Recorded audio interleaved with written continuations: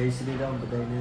તો આજે આપણે જવાનું છે બહાર, રેડી થઈ ગયા છીએ કારણ કે રાત થાય ત્યાં પાછું આપણે આવતું રહેવાનું છે, એટલે આપણે એકલાને જ જવાનું છે. તો ચાલો મારી સાથે, આ ટ્રીપમાં તમને મજા આવશે.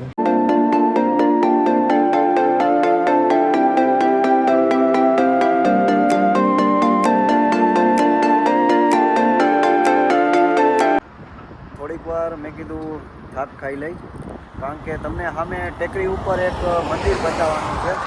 જો એ મંદિર જુઓ તમે, છે ને ઠેઠ ટેકરી ઉપર મંદિર છે. જય દ્વારકાધીશ, જય કાળિયા ઠાકર. પૈસા ઉપાડવા આવ્યા હતા, પૈસા પૂરા થઈ ગયા. પૈસા વગર તો હાલે નહીં ભાઈ, પૈસા વગર થોડું હાલે યાર.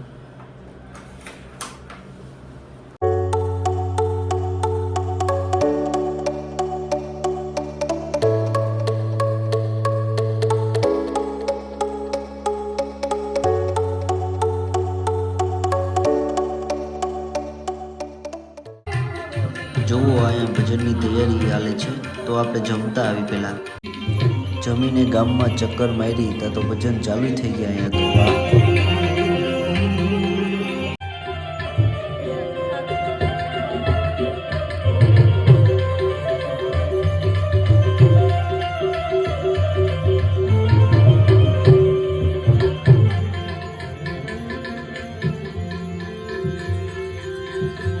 તો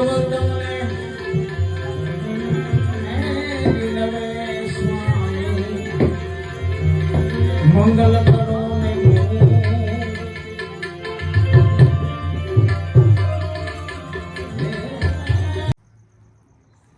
11 વાગી ગયા છે અને ધીરે ધીરે આપણે રાજકોટ તરફ રવાના થશી, કારણ કે રાતનું ટાણું છે એટલે ગાડી આપણે ધીરે ધીરે જ હાંકવાની છે.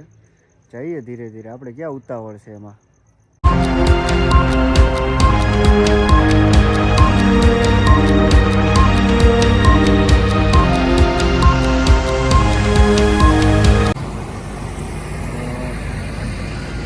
અત્યારે રાજકોટ પહોંચી ગયા હી. ગામડાવાળો વિસ્તાર હતો એટલે ઠંડી બહુ વધારે પ્રમાણમાં હતી, એટલે રાજકોટ આપણે અત્યારે આવડિયા હોટલે ચા પીવા રોકાણા છીએ. ઠંડી બહુ ચડી ગઈ છે એટલે થોડીક ચા પી ઠંડી ઉતારી લઈ એટલા માટે.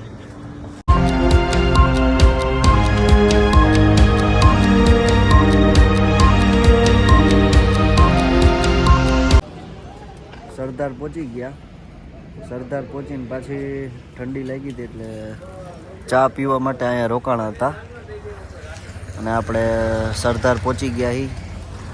પાછા ધીરે ધીરે હવે રાજકોટ તરફ રવાના થશી. હવે નકર વાગી જાય 1.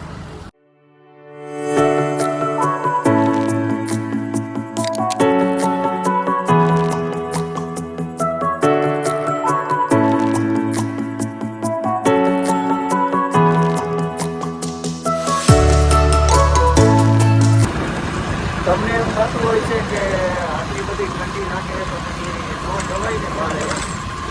પણ હવે શું કરીએ, હવે વ્યવહાર સાચવવા જવો તો પડે ને. આપણે કોકને અહીંયા ગયા છીએ પ્રસંગમાં તો આપણી ઘરે કોક આવશે, અગર કોણ આવશે, બરોબર ને? તો વ્યવહાર સાચવવા તો જવું જ પડે ને. ગમે એવી ઠંડી હોય, ગમે એટલું આઘું હોય, જવું પડે. એમાં તો કાંઈ હાલે નહીં ભાઈ.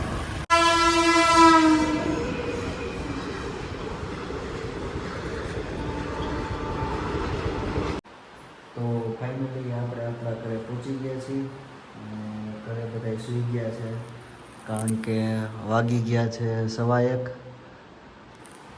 તો આપણા હાથે કોઈ જાગતા ન હોય એટલે આપણે હવે નિરાતે સૂઈ જઈએ. મળીએ બીજા નવા બ્લોગમાં. જય દ્વારકાધીશ, જય શ્રી રામ.